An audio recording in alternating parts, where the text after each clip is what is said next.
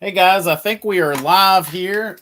We've already got a boatload of questions that some of you guys have been sending. And so we're going to be going through some of those questions. And I'm also going to do something tonight that I haven't done a whole lot of. And that is maybe ask you guys some questions. And maybe that'll kind of help different folks kind of bounce some ideas off of one another and allow you guys to help each other a little bit. Anyway, I'm just gonna wait a couple seconds here. Hopefully, you guys start jumping on here. I've had a pretty crazy week this past week, and kind of dealing with some personal stuff, but also, we've been trying to figure some things out at Griffin Air as well. Just kind of, working some kinks out. Deciding, we've had some staffing issues in the last several months, and we're going to have to maybe make a decision with that. So, anyway, I see some of you guys are starting to jump on here. We're going to be answering your questions live. I've already got some questions that have been emailed to us throughout the week. So, we're going to be going through those tonight. And we're also going to be, as I said, doing something we haven't done before, and that is ask you guys some questions. So looks like we've got a handful of folks on here already. Let's go ahead and let's do that. If you have a question, go ahead and pop it in the chat. But if not, I want to ask you guys a question, and that is, what is the number one thing you like about the HVAC company that you currently use? So that's assuming that you do have a company that you're already using. And I'd love to hear what you like about them. Maybe you don't like everything, but maybe there's something specific that you do like about the company that you're currently using. I'd love to hear about that. And if you don't currently have somebody that you're currently using, let me ask you this. What matters most to you when you're choosing an HVAC company? So maybe this will kind of spark some some of you guys to maybe share something, and maybe one of you might say, well, I never really considered that. So we've got some Carl, welcome on. Bob, yes, we are on. For some reason, hold on one second, guys. I'm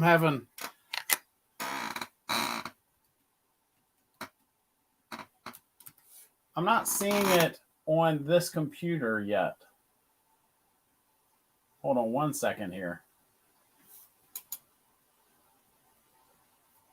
Huh. I'm here.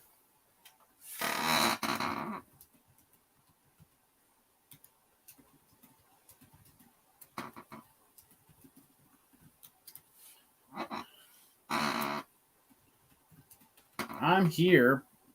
For some reason it's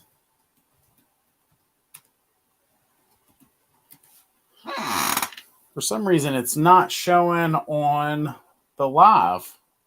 Give me just a second here. Yeah, I don't know. I don't know if it's something going on with YouTube or if it's something with StreamYard. I use StreamYard here. Let me try this. Let me try refreshing here. Hopefully I don't. Give me just a second, guys. I'm so sorry.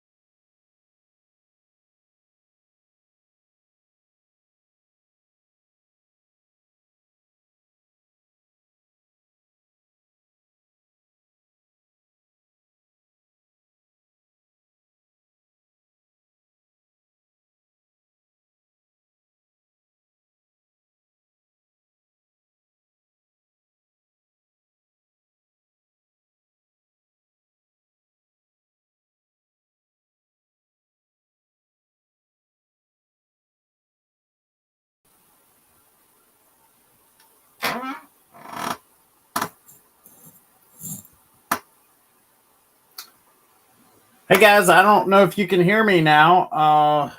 Wow, what a crazy pickle this is. Um, Let me know if you can hear me. I'm trying to get this thing to go live, and I am having a hard time.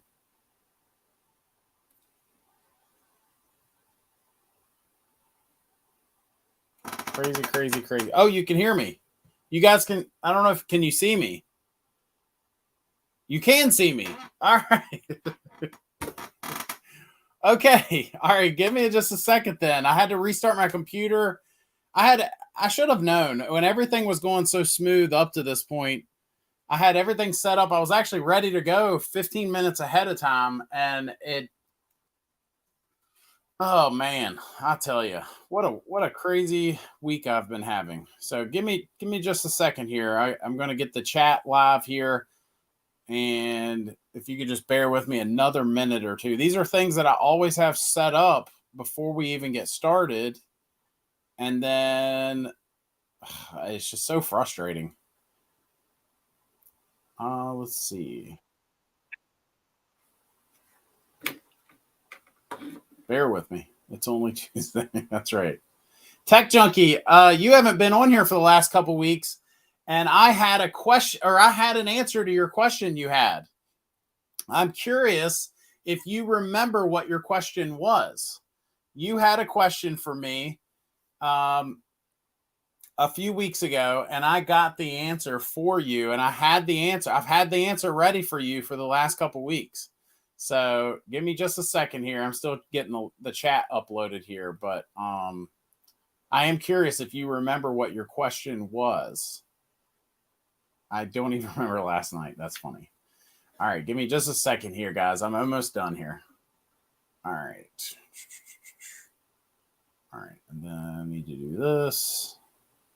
Almost there, and then we're going to get caught up. It's so crazy. I sat here and talked for 5 minutes about all the stuff. We've had a boatload of questions get emailed in it the past week. And then, of course, you guys got rolling with your questions right away.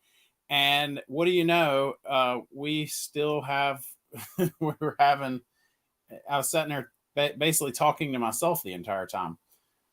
All right, hang tight. I'm almost done here. Okay.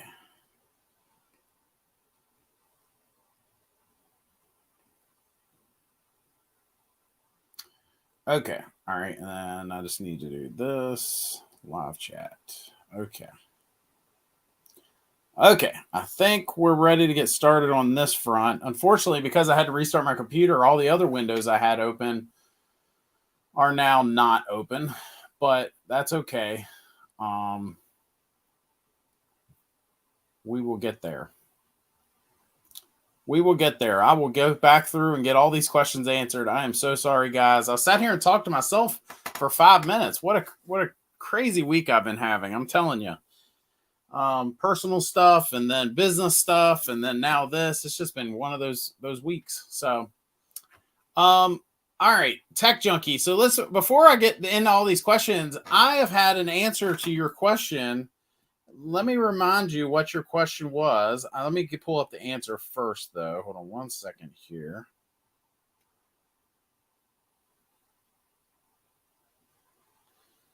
Let's see.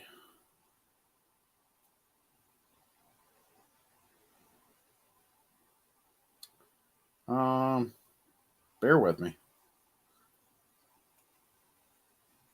I had your answer ready to go a couple weeks ago, and then we didn't see you. Let's see. Here we go. Okay. So your question a couple weeks ago pertained to, you were asking about what the boost mode was on a fit. And I actually, so I emailed my rep that night and said, you know, this is in the manual. What exactly is this? And we used to install a lot of American Standard Train type stuff. They used to have something to, their 1050s had something like aggressive or something like that in the setup.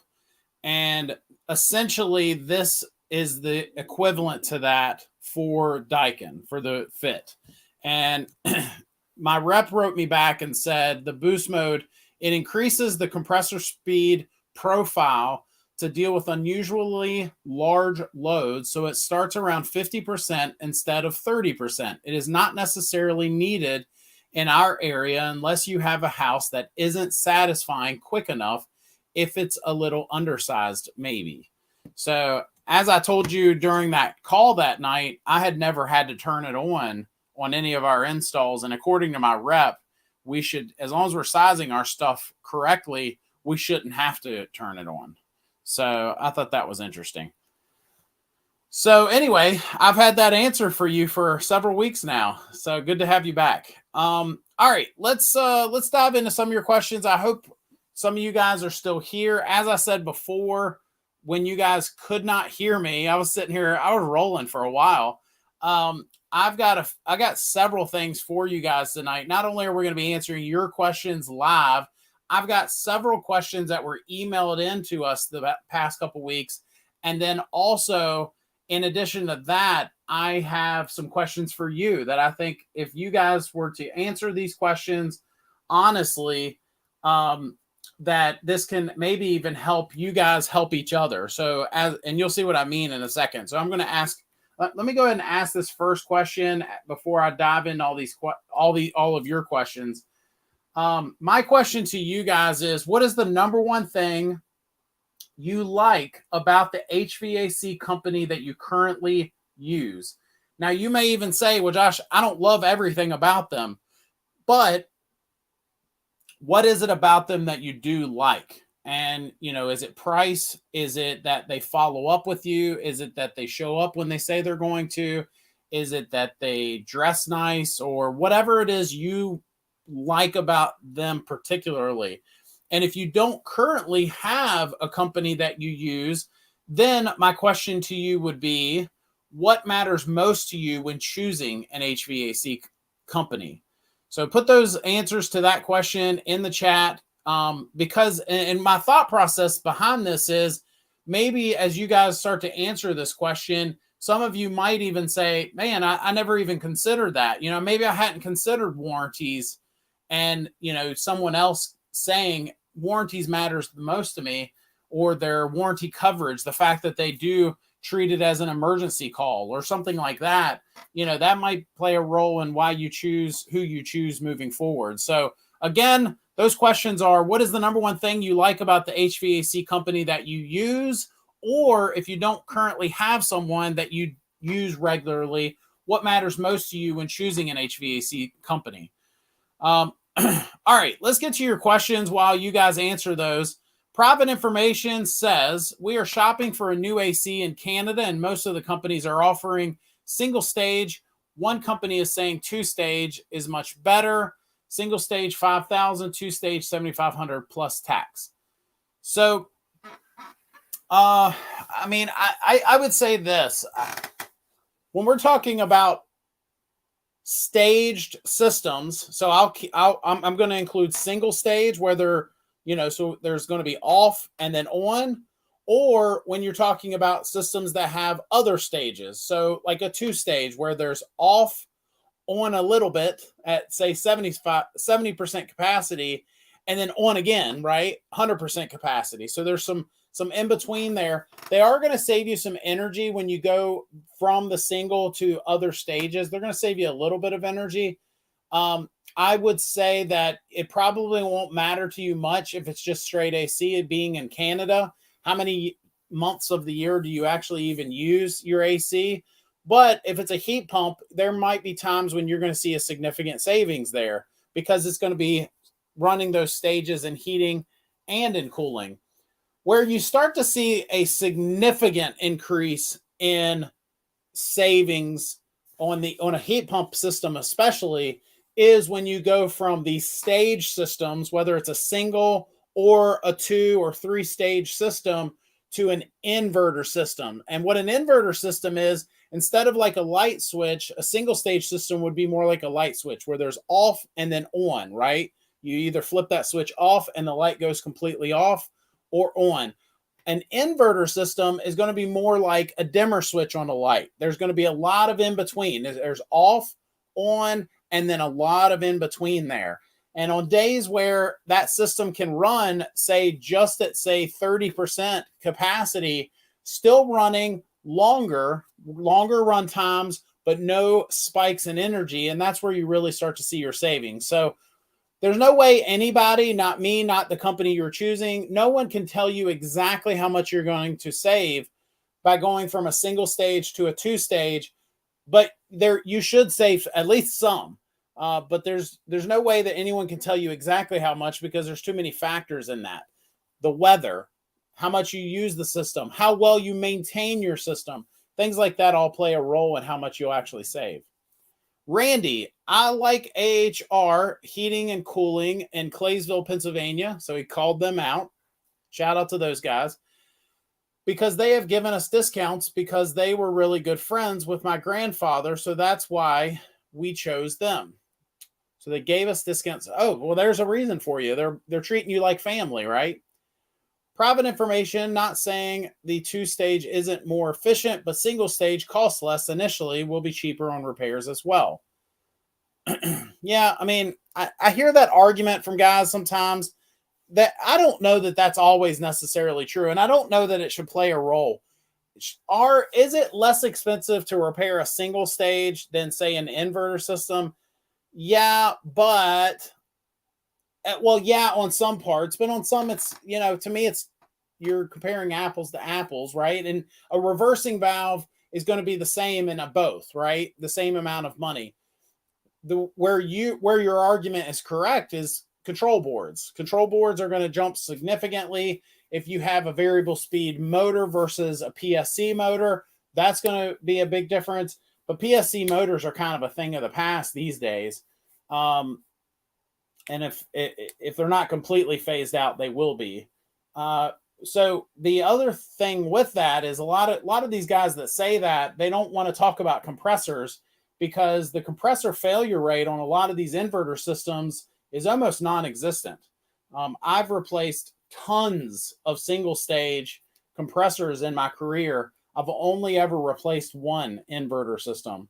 And you might say, well, Josh, that's just because there's not as many inverter systems out there. And that argument used to hold water, but it doesn't anymore. There's a lot of inverter systems out there. So, Tech Junkie asked for an inverter. Yep.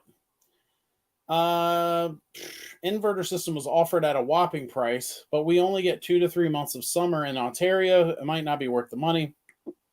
Yeah, I mean, I think that inverter systems are great, but there are going to be times where it just simply doesn't make sense. It's sort of like these guys that, push geothermal systems.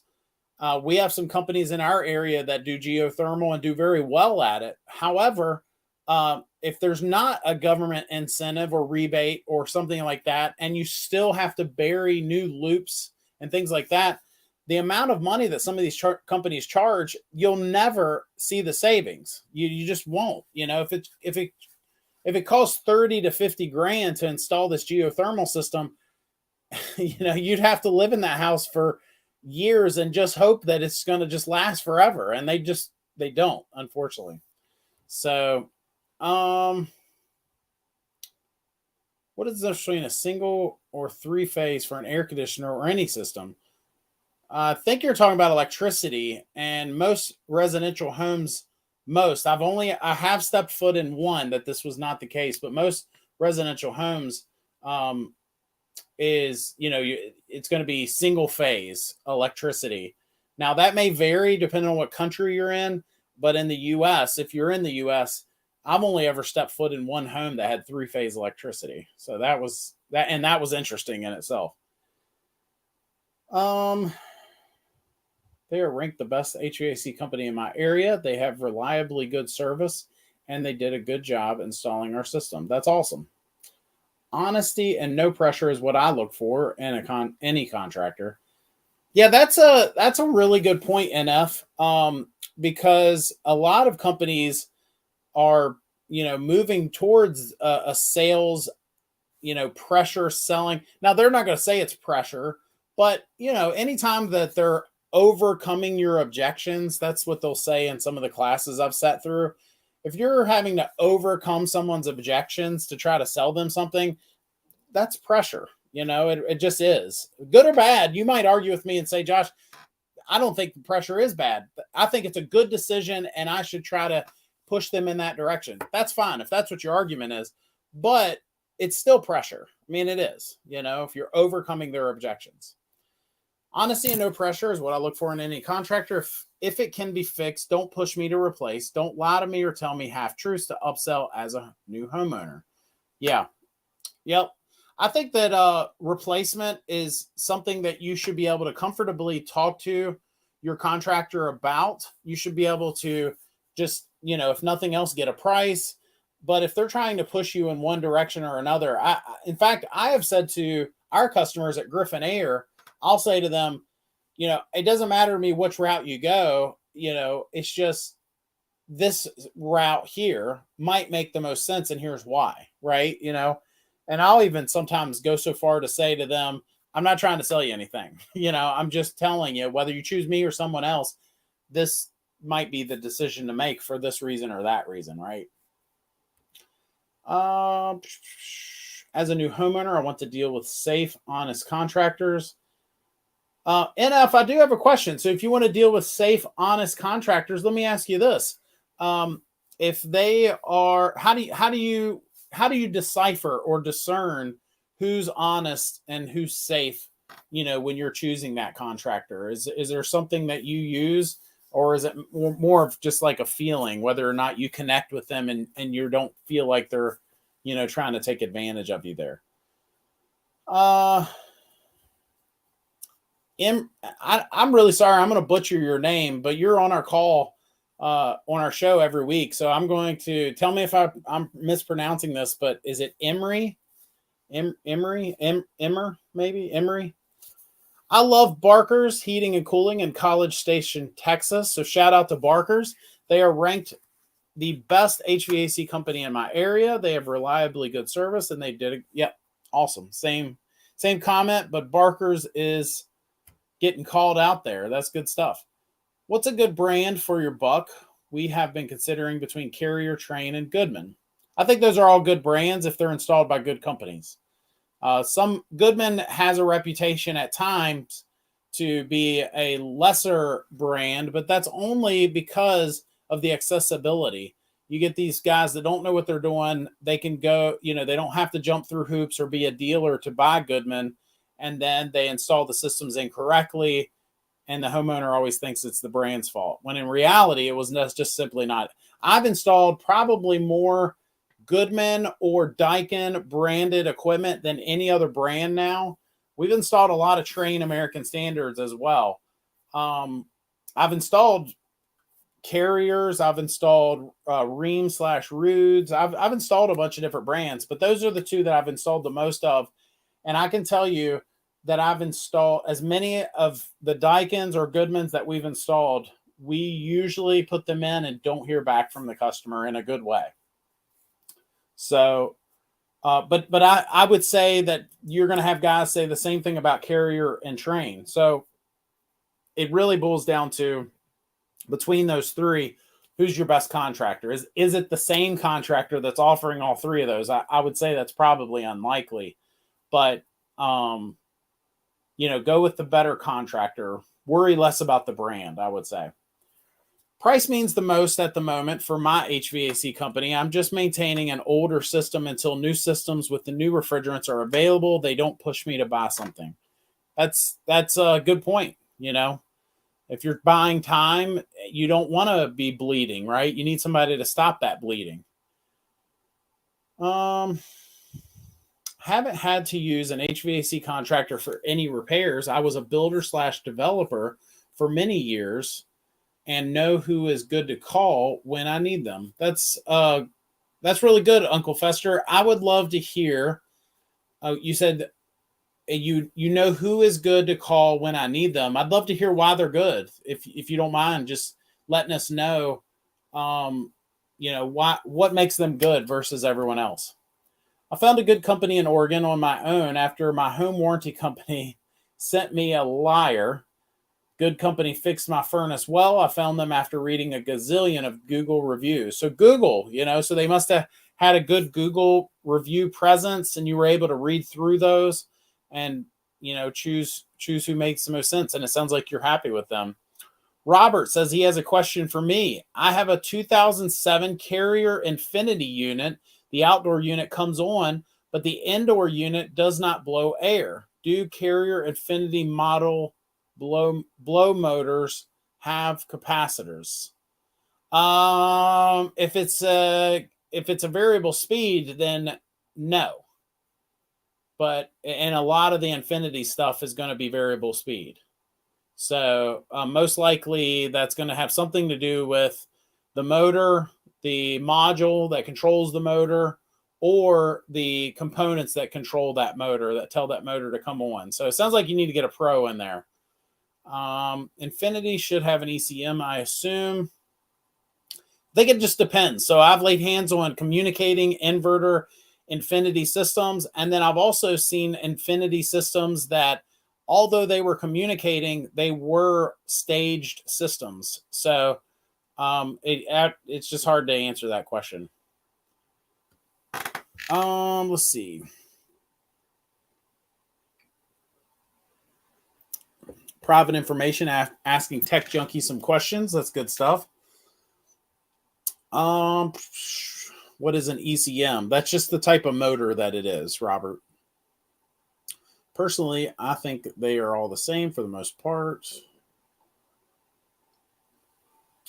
Why did you choose to be a Daikin contractor? So I didn't just out of the blue choose to be a Daikin contractor. At Griffin Air, we had some issues with the company that we were installing.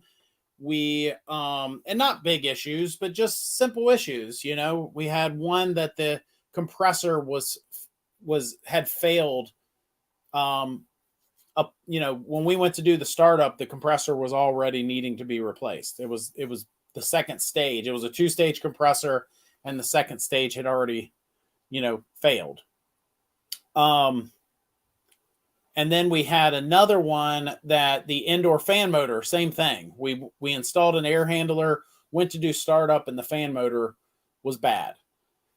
And, I think that that's to be expected with any brand. If you install enough of them, you start to install hundreds of units, you're going to run into one or two that are having problems. But it seemed to be more than one or two. It was several.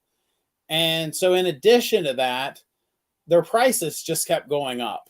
Our supplier, I didn't feel valued. Let's put it that way. And so, I don't know if you want to just call it coincidence or God or what, but that next week, after we had a few issues, a guy called me and said, hey, we're looking for Daikin dealers in your area. Would you be interested in trying one out? And I said, sure, I'll try it. And, it wasn't long after that. After we had installed probably a dozen or so, we said, this is where we're going to hang our hat finally.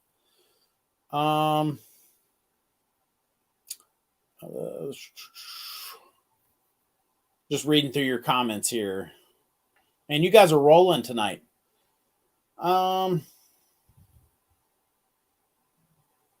Is Train gradually going away from their Rotolock compressor? More often, I see Copeland compressors in Train systems. I don't know the answer to that.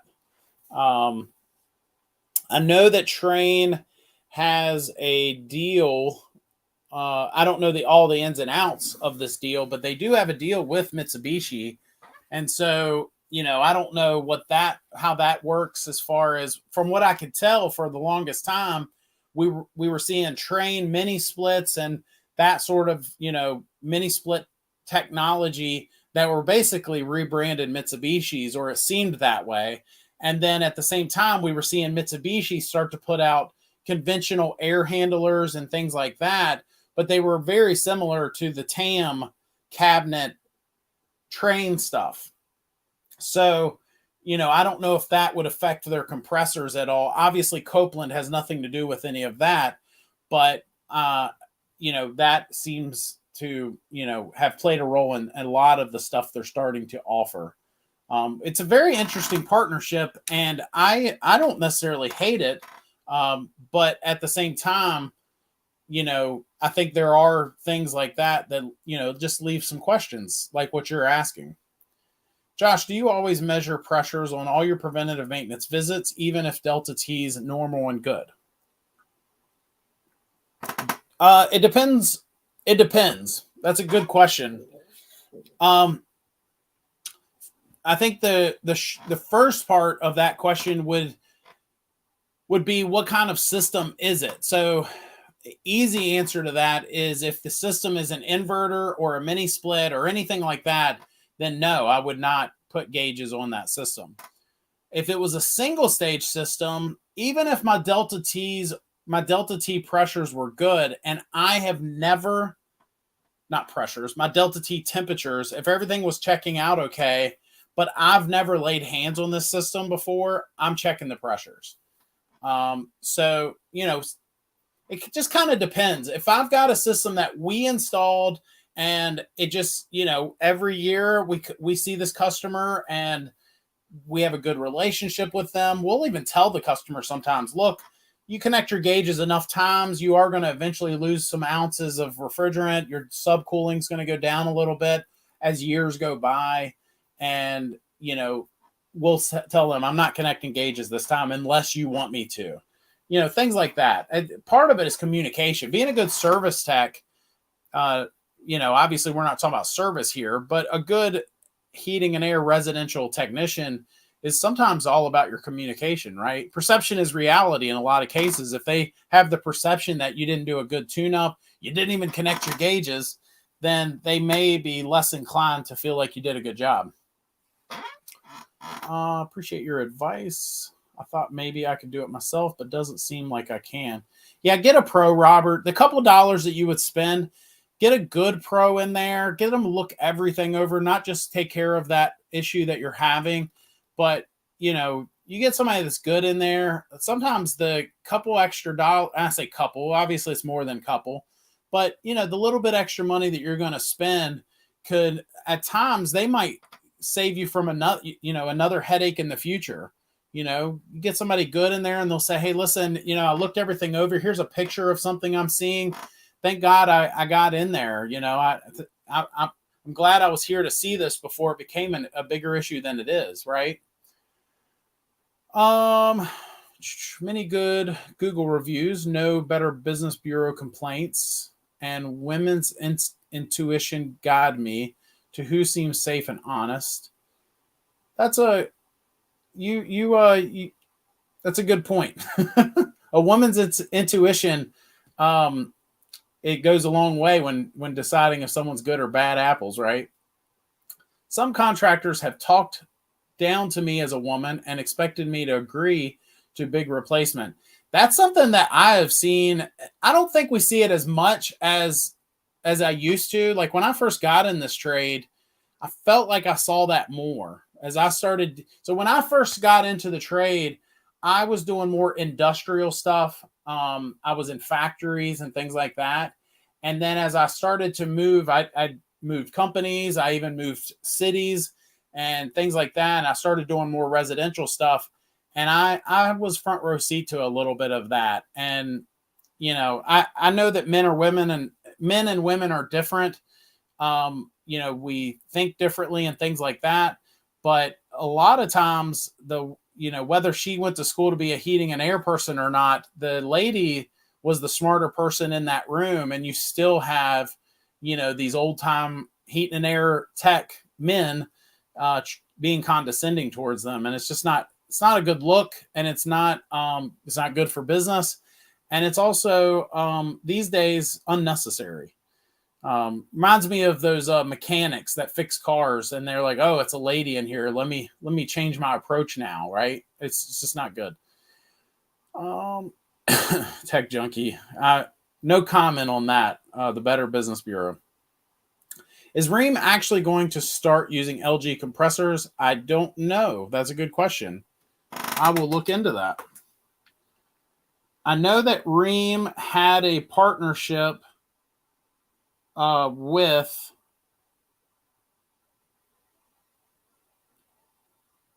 with Fujitsu, similar to the Trane and Mitsubishi partnership. But with Fujitsu trying to sell, I don't know if that affected that or not. I guess time will tell. What questions should a customer ask their contractor about their system after an annual tune-up to ensure they actually did their job? Sometimes I feel like they didn't do much and just washed the AC. Yeah, I mean, that's a really good question. I think there are times when, I don't want to say no information, but less information. If your heat and air tech has less things to report to you, maybe that's a good thing. Maybe that means that there's less to report.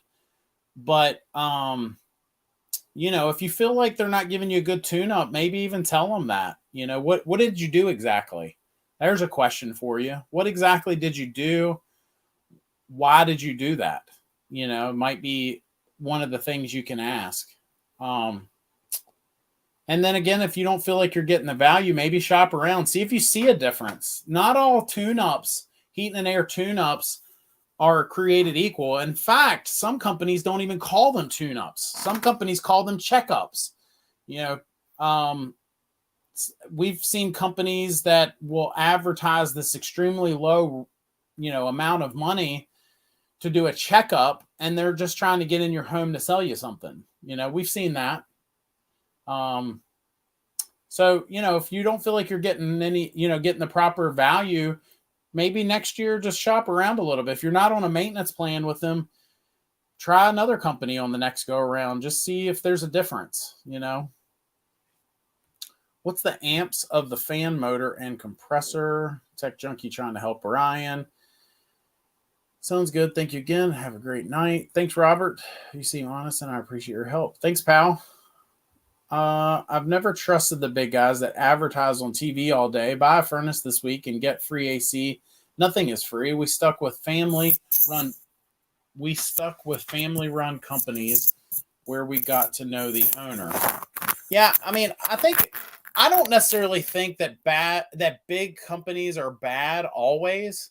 There are some really good honest heat and air techs out there that work for larger companies. But even with that, even if that's true, if you have a large company that's doing these more expensive marketing, somebody's got to pay for that. And now they might say, well, Josh, I've got co-op dollars, dealer money that I use to go towards that. And they probably do in a lot of cases. But even still, if they're doing these extravagant advertising, campaigns and things like that, I would just say that somebody's got to pay for that. We have companies in our area, I don't do any of that stuff. I try to run a lean company, take care of my employees, and try to be honest is our thing. Do we fall short sometimes? Absolutely, we do. We fall short, but we don't do anything that would have to drive the price up to where we would have to have larger margins on our work that we're doing. I've always been careful with that. I've always done this. I've done the online thing, and I've tried to, I started doing YouTube originally because it was free.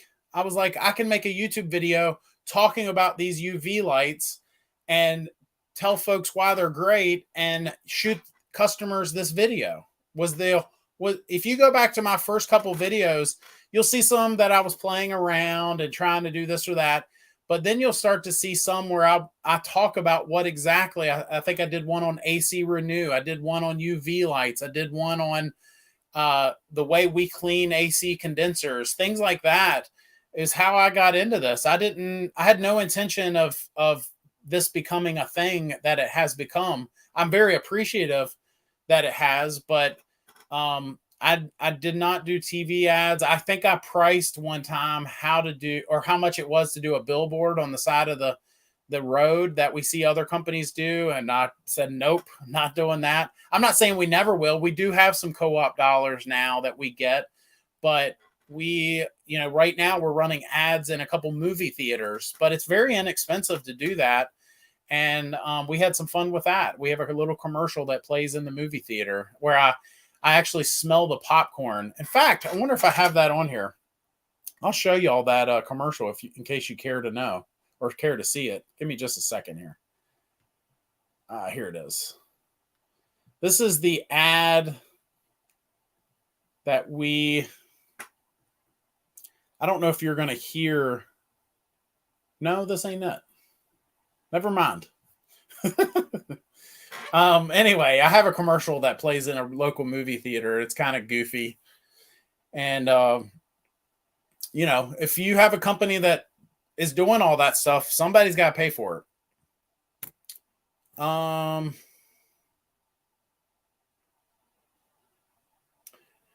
Thanks for being an upstanding contractor.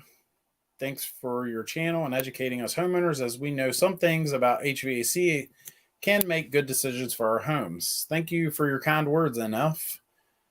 What do you think about HVAC equipment being sold online? I'm not a fan of it. I'm just being honest with you. And before somebody else sees that and they're like, well, you just hate it because they're cutting into your bottom line. No, they're not. They're really not. My area is very small compared to the rest of the United States. So they're not hurting me. But I did a whole video on this, all the problems that can happen if you buy your heating and air equipment online.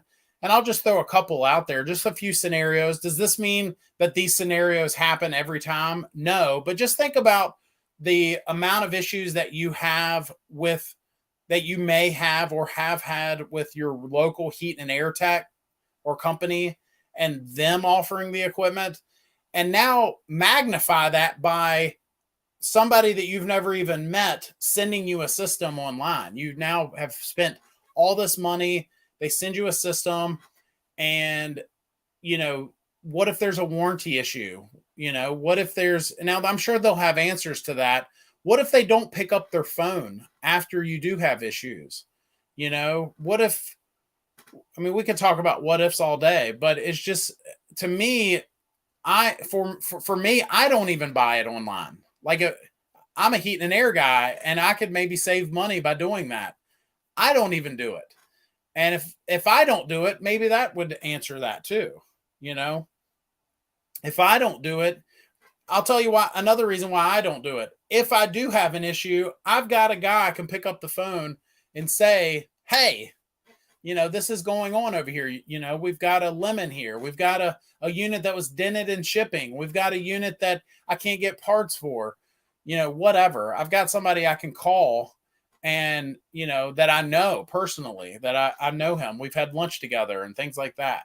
So, but, there's people that'll make an argument to the other side of that. They'll say, maybe I don't have somebody I can call for parts and things like that, but I can save X amount of dollars. I can, the money that I save is so significant. I had a guy tell me a while back, he said, these units are throwaway units, that they're so cheap that they're throwaway units. If I have an issue with it, I'll just throw it away and buy another one. And I'm like, well, that seems wasteful.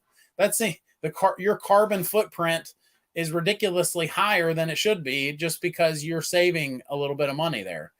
I don't know. That's just my feeling on it. And, everybody has their feelings on it. Some people, like it, they're okay with it. Do you have to hold a conditioned air license to do service work? I asked because I just started a business. Was a commercial refrigeration and AC tech. Rodney, what state are you in? That'll answer that question. So if you're here in Virginia, then yes. In Virginia, there are 5, and I think it's more than 5 now. It used to just be 4. If you were an electrician, a plumber, a gas fitter, or a heating and air tech, if you held any of those 4, you had to get a special tradesman license. You can't just go get a contractor's license. You have to get a master license in that trade. And there's more than that now. I know that septic systems have their own certification or license now. And there's several others. I'm in Georgia. So, you want to check with your local trade organizations, check with the state. Every state is different. There are states like I was helping somebody on our guide, new HVAC guide, where we help people buy heat and air systems and avoid some of the issues that some people face when they're buying those heating and air systems. And I was talking to somebody in Wyoming, and they were basically telling me it's kind of the Wild West still to this day, because contractors, they don't have to have licenses. There's very little policing of that. And I'm wanting to say they don't even have like inspectors as we know them here in Virginia. I could be wrong on that. But they said that there's very little regulation is the point. But then if you were to go to, say, a state like Texas, if you are in Texas and you try to be a contractor and you're not licensed, you can actually face jail time. I remember a few years ago, there was a company or a guy I was talking to, and I want to say it was Michigan, but he was saying that there are companies that are getting in big trouble because they don't have lettering on their vans. That they passed some law that you have to have your van lettered if you're going to use it for, doing heat and air work and things like that. So every state's different. I would check with your local, trade organization. Some states are really strict, some aren't. I helped somebody in Utah it's been a few months now. And they had something very similar to what we have in Virginia, but it was called something different. They all have their own verbiage. So, you probably could just search Georgia license, like heating and air license. You could probably just search that and at least get a direction that you need to go in, or somebody you need to call. Some states, you don't need a license to service something. So like Virginia used to be this way. When I first started doing blue collar work, Virginia, if you were a handyman and you wanted to replace like a receptacle, an electric outlet, you did not have to have a license. You could do service work to it. But if you needed to install a bunch of them and pull a permit, you had to be licensed. And so that's gotten a little more strict now as well. So anyway, point being, every state is different. Just check with your local folks and make sure that you're doing everything right. I've heard horror stories where guys will cut corners on this stuff. And as I said, some states you can get in big trouble. So, why don't you showcase some of your installs in your channel, before and after installs, and show the Daikin products, or just show people quality installs and what to look for? I just don't do a lot of that. We have done a little bit of that sort of stuff. We do a lot of that on our Facebook for Griffin Air. The direction that I've always taken with this YouTube channel is trying to be informative to homeowners. I kind of always looked at it as it started to grow. And even now, I look at it as a place where I'm trying to give you information that you can't get elsewhere.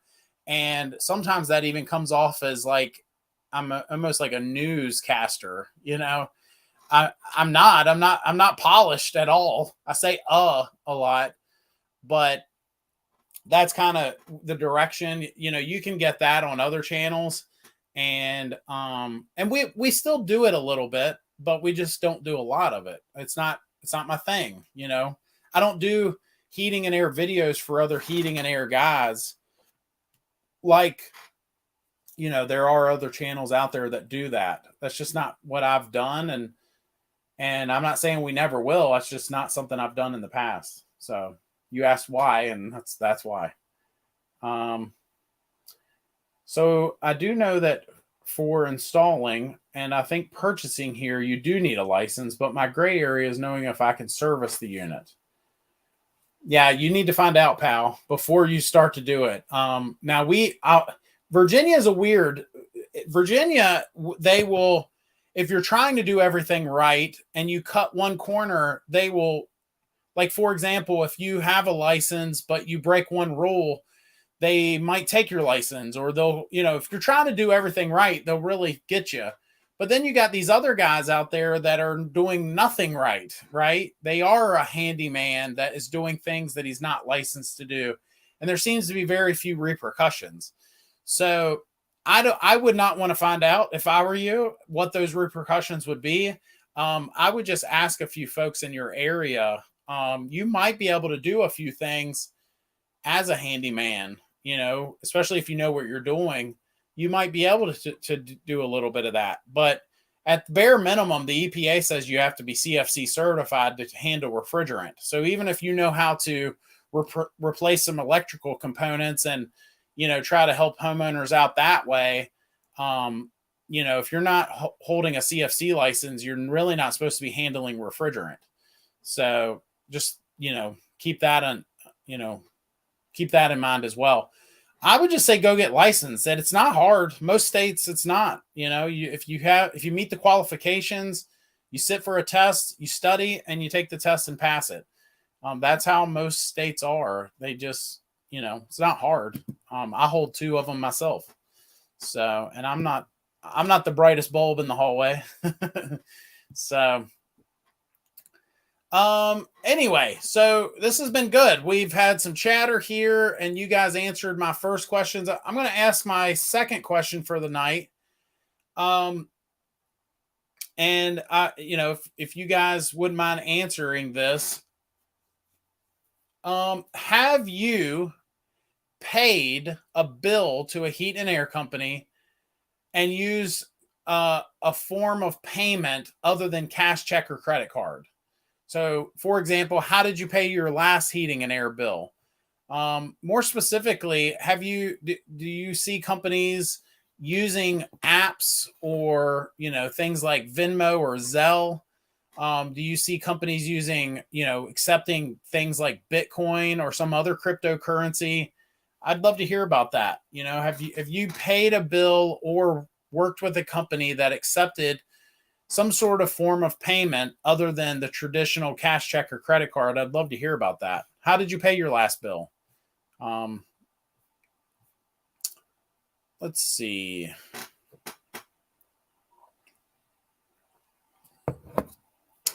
Emery, tell me if I'm saying your name wrong. That's how I'm going to pronounce it until you tell me different. So Emery says, question: if you're an installer wanting to generic service call, do you need a separate license? Not in Virginia. So in Virginia, it's the same license.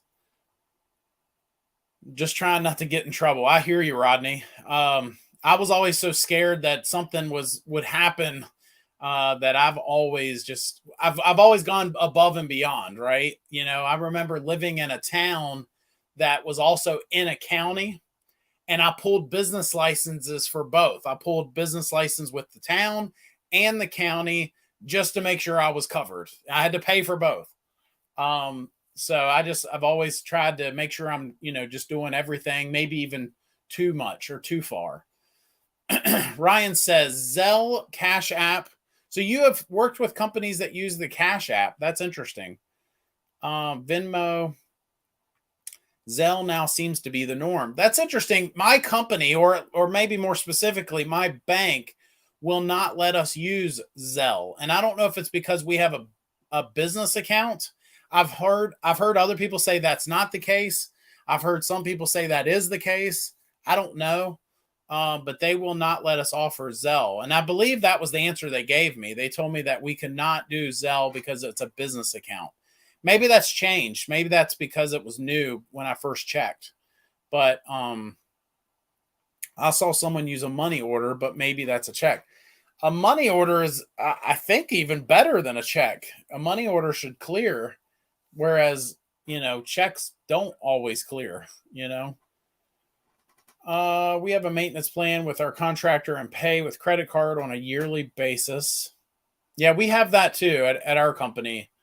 So we have some companies that are on a reoccurring payment, whether it's monthly or yearly. Do you know anything about Cooper and Honey Honey, Cooper and Hunter mini splits, are they any good? I don't know a lot about them. I think they're fairly inexpensive and sold online often. Um, and from what I can tell, they seem to be, very similar to a lot of the other mini splits that fall into that category. I know a lot of companies that sell these mini splits, and not just mini splits, but a lot of equipment. A lot of times there is just one company and they're selling multiple products under multiple different names, but it's still the same parent company selling them all. So, you might even find if you, Google the model number off of the unit that you might get multiple brands with that same model number. And it also might allow you to shop it a little further too. If that's the route you're going to go and buy something cheap online, then you might be able to, do it that way and find out, okay, well, it's the same unit, just a different sticker. Maybe I'll go this route. The day may come where somebody pays with an NFT. Yeah, that'll be interesting. Especially considering the issues that we've seen with cryptocurrency. I'll be interested to see how they do the NFTs. I could definitely see NFTs. I don't know about in heating and air companies, but I can see NFTs being used for like coupons and things like that. So if you, buy today where you'll get this NFT to lock in your price or something like that. But yeah, that's interesting. What is the best product to clean my AC drain line? A shop vac. Don't blow anything through that line. If that line is clogged, put a shop vac on the end of it. And that is one thing. That's like the only thing I'm okay with my customers that are homeowners doing. I'll even show them sometimes, put your shop vac on the end of this pipe here. You're not just, breaking a clog loose or clean. You're actually cleaning that gunk out of there in a lot of cases. And so shop vac. I've seen videos here on YouTube where guys are blowing high pressure gas, whether it's nitrogen or an air compressor or something like that. And they do not realize the damage that they're causing. They don't realize that, some homeowner sees that and they go doing it and they blow a pipe. What if there's a 90s? Let's say that pipe goes into the wall and it 90s down and it wasn't glued real well.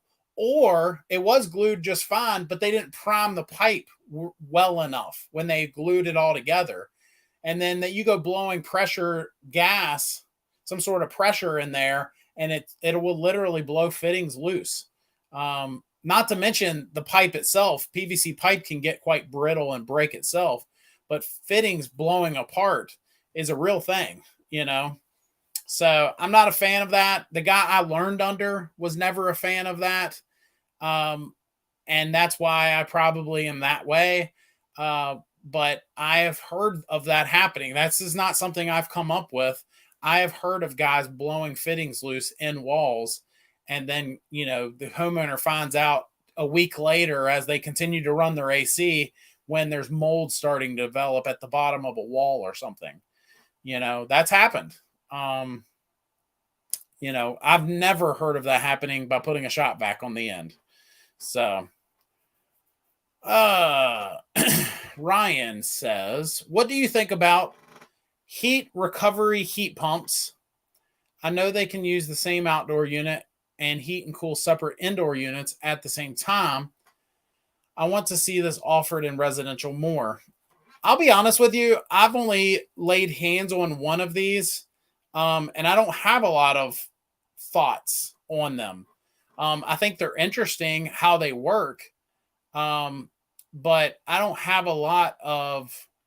I don't know that I'm a good gauge on being able to give you the long and skinny on that. I understand why they're not offered more, and it's because the technology is expensive. It's more materials and things like that. Whereas, just making a standard system, having a bunch of indoor units come off of it, and have your your metering devices in that outdoor unit that way, it's fairly cut and dry, right? It's basically one system times 4 or 3 or however many zones you have. So I'm with you on that. The first time I ever saw a system that had any technology even similar to that was years ago. I saw it in a school. So the school had rooms, and so the principal's office, the assistant principal's office, the athletic director, and so on, and each room had their own capability of being able to turn that unit to AC or heat. And so that they were very adamant that it needed to have that capability. And I want to say back then the technology itself was quite antiquated. I'm wanting to say it was some sort of valves at each unit or something. I don't remember. It's been so long now. I mean, that was probably pushing 2 decades ago. But I hear you. I mean, I think that especially when you get like, mom's going through menopause, so she needs the AC running in one room, right? And then you got sister in another room who wants some heat because she's cold. And then you got dad in the living room, and he's a big guy like me, and he's always hot, so he's got the AC running too. And and you get the kind of the point. Each room having their own capabilities. I hear you on that. I think it would be neat to see more of that. You're going to have a lot of people that need to learn how to work on it, but it would be neat. Tech Junkie, don't try to stump me. It's not hard to do. Oh, Tucker says, how do I clean my condensate drain line? Too skinny for a shop vac. You don't. So you put, we use drain tabs is what we call them. You put some sort of something to, that would clean that condensate, itself. You would not physically clean it, in a lot of cases. So we would just do something that would inhibit, any sort of algae growth or gunk or whatever in that line. And I would there's guys that'll do it, but I would not put bleach in there. Just saying. If you're not sure why, Google bleach and all the things it can do. I have another big question for you. How close should my Daikin 1 thermostat be to my return air? I'm having a little bit of temperature fluctuations from one side of the house. I mean, obviously, when you lay out your ductwork and your temperature or your thermostats, I think most houses in general, you want that thermostat to be as close to the return as possible, right? But I'll tell you, in my house, it's not near either. It's like the thermostat's kind of in the middle of the floor plan, and we've got returns on each end of the house. So one could argue that the thermostat is, not placed well in our house. But the thing with thermostats is now there's exceptions to every rule. So if you put a thermostat by the front door, it could affect it, right? But let's just say, taking weird occasions like that out, if you have a thermostat that is, say, in a colder room of the house, okay? So you've got parts of the house that are warmer, parts of the house that are colder, and that thermostat is in one of the cooler parts of the house. Well, that would mean when it's summertime and it's in AC mode, though, it's going to just not run as much, right? The thermostat thinks, well, it's 72 where I'm at, so I don't need the AC to run. And other parts of the house are warm, and they're getting warmer now, right? Because the AC is not running. Well, you might say, well, Josh, I'm just going to relocate the thermostat. I had somebody just the other day comment on one of our videos and say, well, I'm just going to relocate the thermostat. And I was trying to explain to them, that's not, that might give you some relief. That might make the system run longer. But now that the thermostat's over here in the warmer part of the house, what about the cold part of the house? Now it's going to get even colder, right? Well, I should probably do this. The temperature goes down, right? It's going to get even colder over here. So moving the thermostat does not fix the actual issue. Their issue was zoning, that they had, some ductwork zoning issues. and moving that thermostat would not fix that issue. That's, again, there's exceptions to every rule, and there's places in the house you don't want to put a thermostat and things like that. But in general, just relocating a thermostat from a warm room to a cool room or vice versa does not always fix the actual problem, if that makes sense.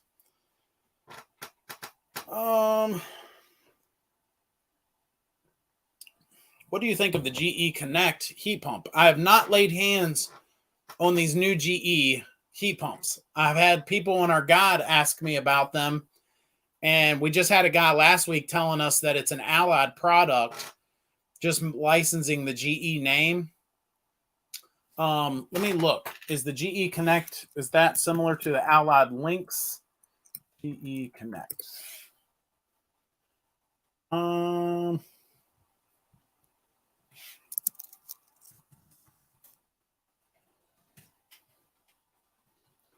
GE, the Connect series. I think it is. So this is going to be similar technology. Yeah. Exactly. Yep. I think this is the same. This is an inverter. Yep. With 20. Yep. So this is very similar to the Allied Lynx or Bosch or Griffin. It's very similar to all of that. In fact, who knows? It's probably a rebranded Griffin. I mean, I don't know. But GE themselves, so the company General Electric, as far as I know, is not back in the heating and air game. They're not producing heating and air equipment like they did back in the 50s and 60s before American Standard bought them out. I think that we're just seeing companies license the name because a lot of folks recognize the name. They recognize that logo or the reputation that it has. It's the same thing with Maytag. Maytag does not make heating and air equipment. Somebody that makes heating and air equipment is licensing that name and sticking that sticker on it.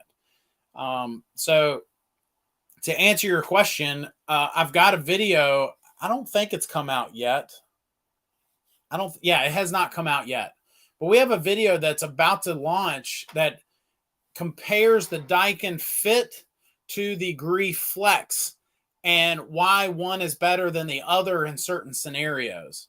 And, so I would just say that it's not a communicating system. It is an inverter, but it's not going to be comparable to a communicating inverter system. It's probably less expensive, and you might even have a heating and air technician telling you how great it is because it is an inverter, but it is not comparable, comparable to these companies that make communicating inverter systems. It's not the same.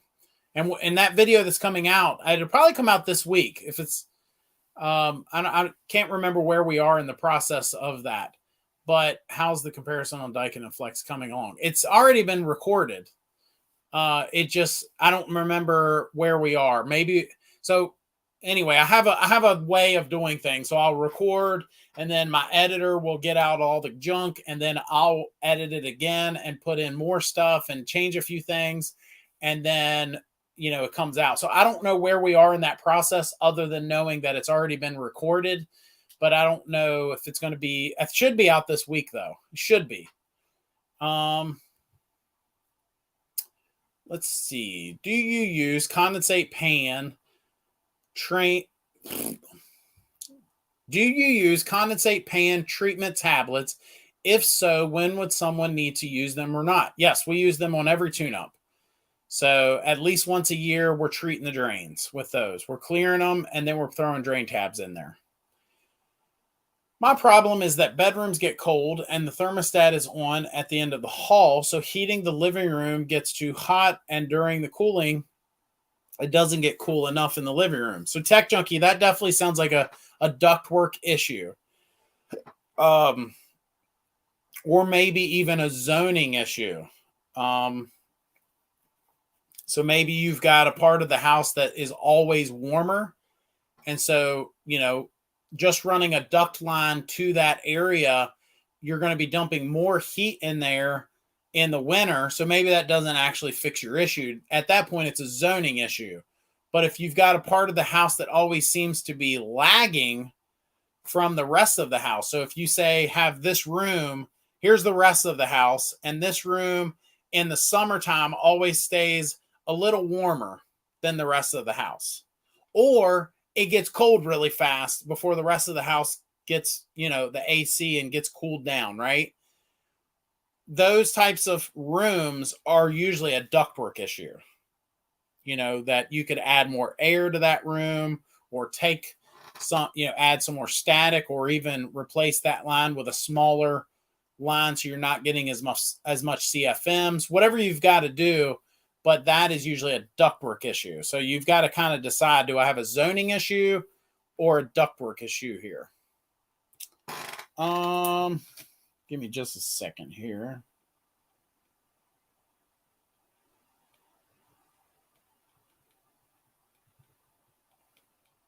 Trying to do too many things at once here.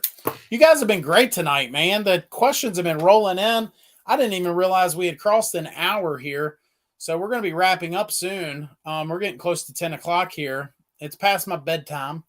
But yeah, you guys have been rolling some questions. We've been chatting about some cool stuff. And I hope that somebody got something out of this tonight is kind of the goal here, right? Let's see. Actually, Trane bought out GE, and then American Standard bought Trane.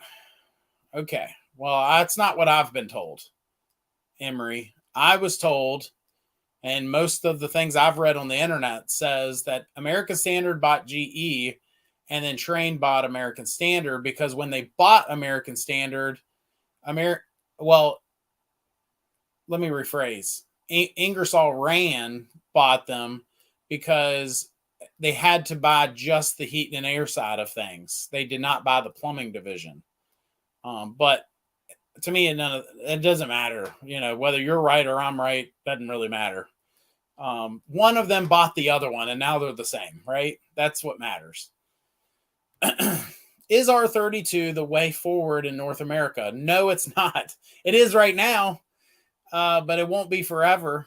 We already see other countries that are already getting rid of refrigerants that we are just now starting to look at here in America. We've always been behind on this, and it's kind of a shame. I'm not saying that we need to be leading the way, but for us to be this far behind on this sort of stuff, it is a shame, I think. And I think the people that suffer are the consumer, right? We as the consumer have suffered, if nothing else, now that they're trying to implement things like inverter technology in our country. It's ridiculously priced, and the refrigerant changes don't help anything. I will say this: I probably shouldn't jump quite so quick on that. I think R32 is the better bet between the two refrigerants that they're offering coming out with the phase out of 410. And in fact, I think I just did a video on that. I think that video has launched. So if you go to my videos and look at, it's called,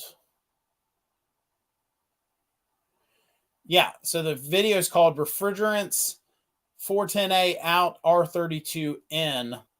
Definitely check out that video. We go through the reasons why I think R32 is the better bet between all of our options currently. But I do think that there's going to come a time in the future, whether it's R454C or something as extreme as R290, as flammable as it is, they've got to figure something out. And I think a lot of these guys are talking about using things like, one of you guys were talking about carbon dioxide and things like that. I don't know. I don't know where we're going to end up with all this, but I think that obviously they've got a lot to figure out when it comes to this sort of stuff. We're seeing in Europe multiple refrigerants being used in different countries. Because we do what we do. I was talking to my office manager the other day about some of the products that are being sold in Thailand that we are not allowed to get our hands on. And then, of course, some of the products being sold in Europe. And some of those products are pretty cool. There's a product that Daikin makes called a streamer air cleaner, and those things are really neat. I'll probably do a video on them at some point because I'm hoping, as long as there's no issues, I don't know why they're not being offered here yet, but I'm hoping they will, because that thing is pretty sweet. The technology behind it, cleaning the air and the relatively lower maintenance, and the technology that it uses to clean the air is just really snazzy. So anyway, is R32 the way forward? Yes, for the short term, but eventually I think we're going to see something else, right? I don't think that's that bold of a prediction.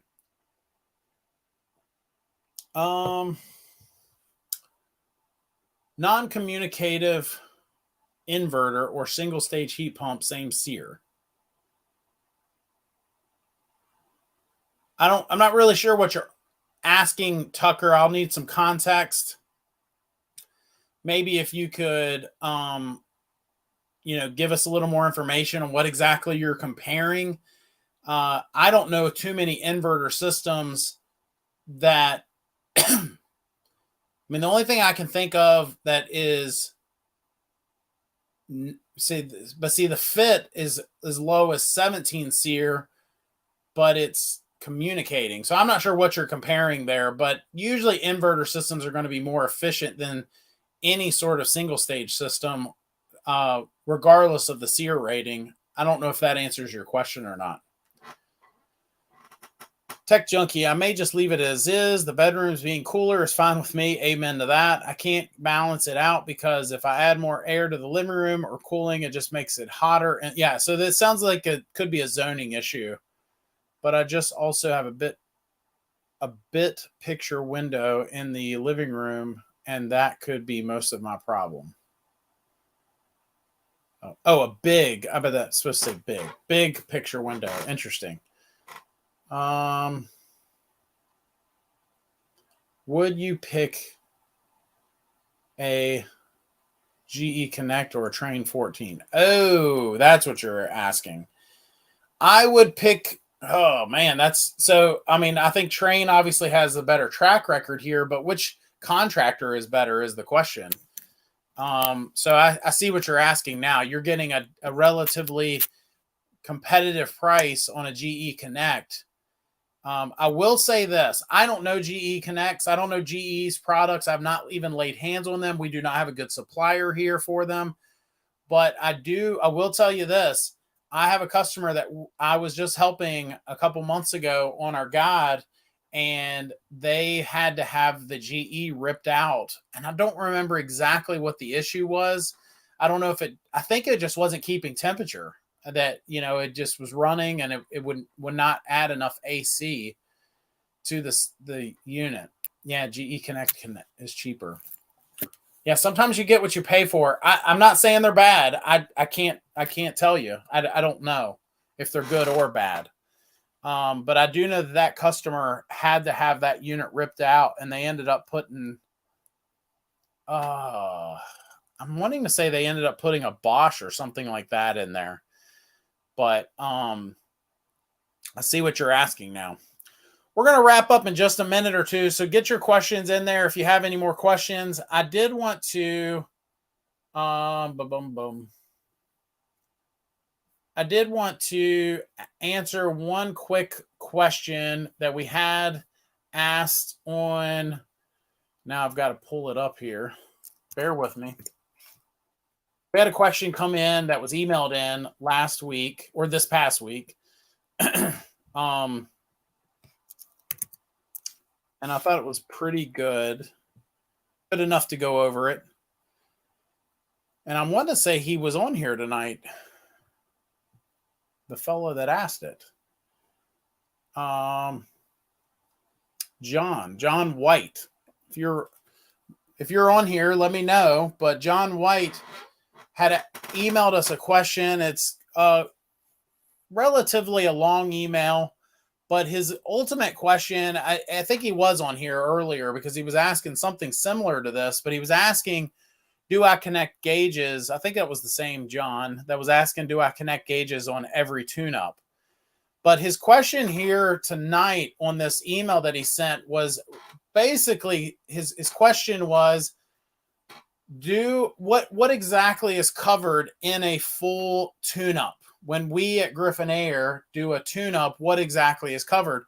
And I'm not going to go through absolutely everything because we do have a checklist that we use. And, you know, there it is. I'm not going to go through everything, but I did want to hit a few highlights because if you are getting proper tune-ups done, I thought that it might be good for you to kind of maybe hear what some of the things that they should be doing. A proper tune-up versus, say, a checkup or some of these other quick kick the tires type things that companies do. A proper tune-up should, in my mind, even the best technician, it should take him some time, 45 minutes at the absolute maximum or minimum. As far as if the unit is easily accessible, he doesn't climb in an attic or in a crawl space. He just walks right in. There's the unit, and he can do everything super quick. I would still say it should take, a good 45 minutes to do everything on our list here. And, I thought the question that John asked was part of his question in here was asking me more from a standpoint of what a homeowner could be doing.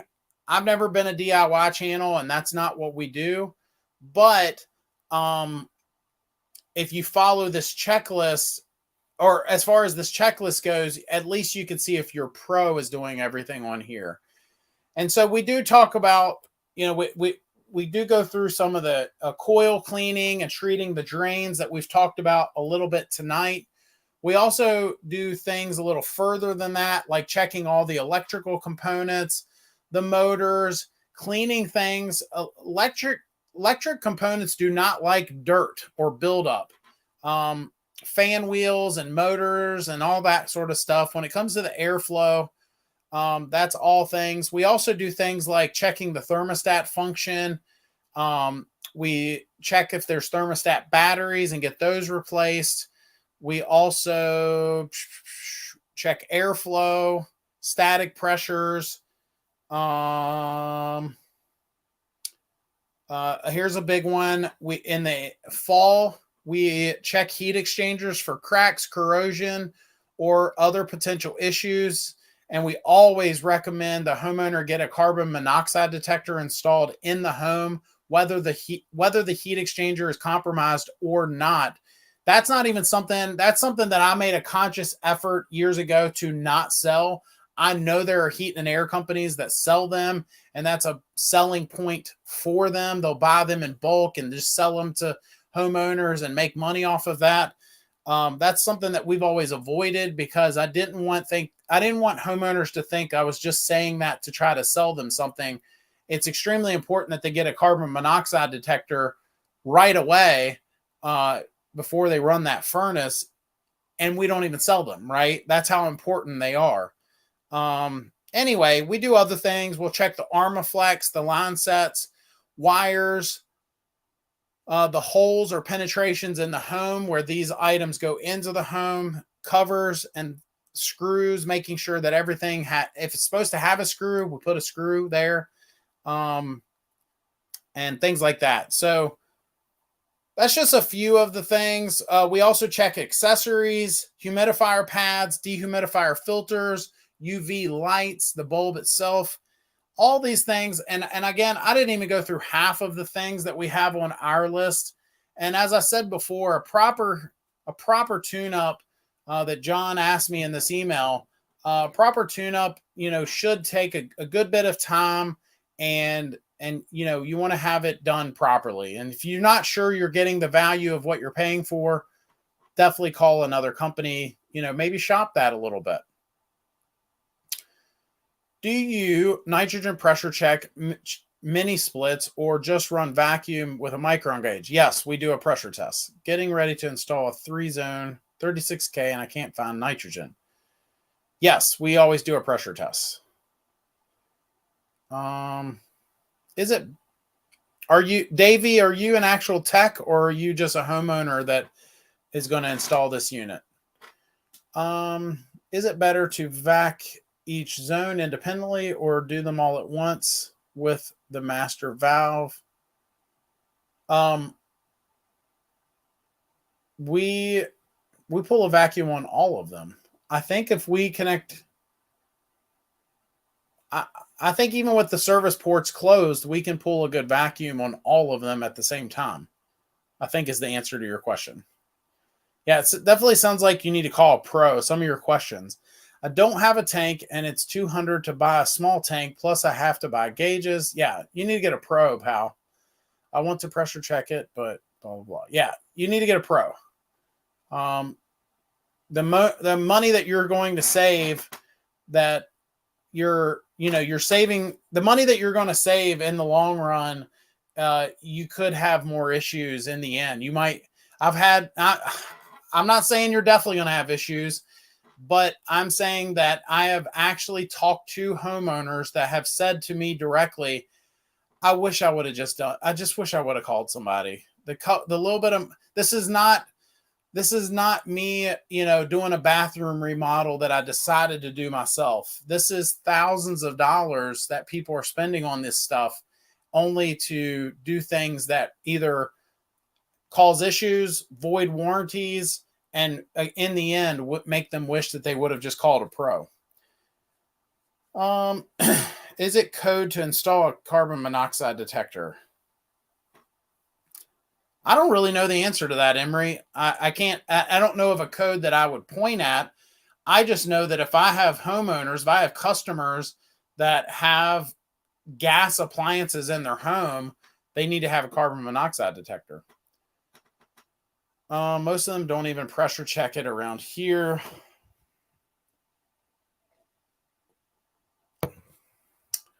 Three-zone 36K mini split. Yeah.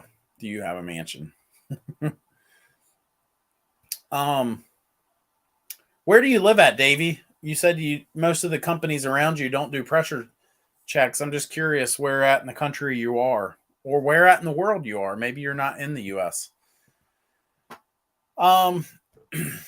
Anyway, guys, we're going to wrap up in just a second. We'll see if we can help Davey here for a second. But if you do have a question, go ahead and get it in here. We are going to wrap up. I didn't even get through half of my questions that I had for you guys. But, I do appreciate you guys, participating and answering some of these questions. I thought some of these questions might spark a little conversation, and it also might help you guys help each other. Some of the questions like, what's the number one thing you look at a heating and air company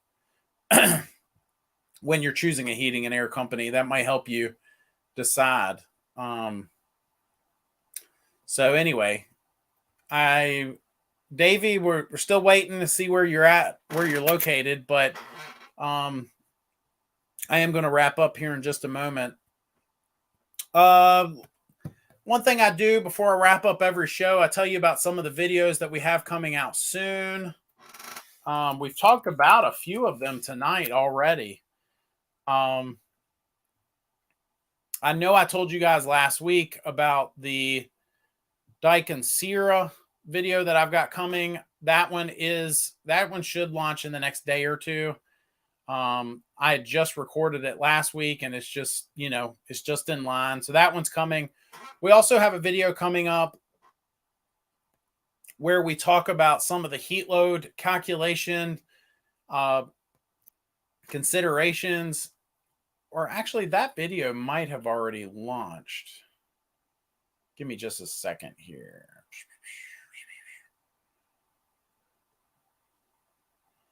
Of course, now my computer wants to get crazy on me here.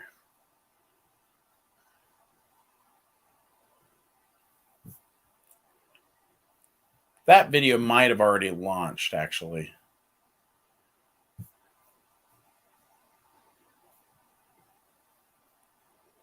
Oh, here we go. No, I don't think it has, now that I'm looking at it. Okay.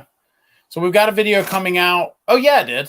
HVAC sizing, formulas, rule of thumb, or heat load calculations is what that video is called. And so that video talks about some of the things that, when folks are doing a proper heat load calculation, that they should consider, that they do consider if they're doing a proper heat load calculation, such as square footage, ceiling heights, insulation, R values, things like that. And then, of course, things like how many windows are in the home, where it's located, and so on. So I thought that video, really happy with how that video turned out. If you have not seen that video, I think it was, pretty good, pretty informative. And I was just really happy with that video. Because I honestly thought it would actually help some folks. And then the video I'm probably most excited about coming out soon is a video on tight homes. We've had a few shorts come out on this, and some of you guys, some folks, I don't know if it's you guys, but some folks have said, hey, when's this video coming out? It'll be third in line. So it's not going to be one of the next two, but it'll probably be out this week as well. And it's a video talking about tight homes and the challenges from a heating and air standpoint and the air quality standpoint when you have some of these newer, tighter homes. And when I say tight, I mean, it's tight. It doesn't have as much air. The home doesn't breathe as much as it used to. It's super airtight. And, some of the issues that causes because of that. My uncle is a retired commercial HVAC guy and will come over if needed. I just like to do things myself, even though I already spent $1,000 on HVAC tools, doing it right, removing valve core. Interesting. Yeah, interesting. I will buy the nitrogen gauges for $250 for everything. Mine's thanks for answering. What's the Ryan? You beat me to it, pal. Remember, I said I didn't get to ask all my questions tonight. One of my actual questions it was actually the next one. Do you think CRMs are important when you are choosing an HVAC company? And if do you think it's important if it follows up with you, or if it has services like telling you when your technician's on the way, who they are, and things like that? But yeah, that's crazy. Ryan, honestly, I have not used a whole lot of CRMs. We have used House Call Pro at Griffin Air. We currently use a company called Customer Factor. It's really good price on it, and it does everything we need it to do.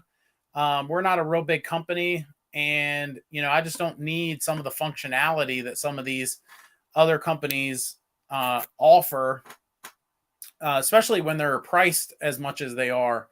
But the company I worked at before I started Griffin Air, we still did everything with old school invoices with the little carbon copy. So you would tear off the front copy and, give that to the homeowner, and then you would keep the carbon copy for the office, which was, seems so long ago now, but it really wasn't. I mean, it was only like 12, 13 years ago, we were doing that. So that's just crazy. Heat pump with inverter system, Comfort Star, $7,500. So yeah. All right, guys. Well, thank you. I appreciate y'all watching. We're going to wrap up now. We're going to be back next week, Tuesday night, 8:30 p.m. Eastern Standard Time, answering your questions. And we're going to go through a few more of these questions as well. So I appreciate you guys. Have a great night, and we'll see you then. Take care.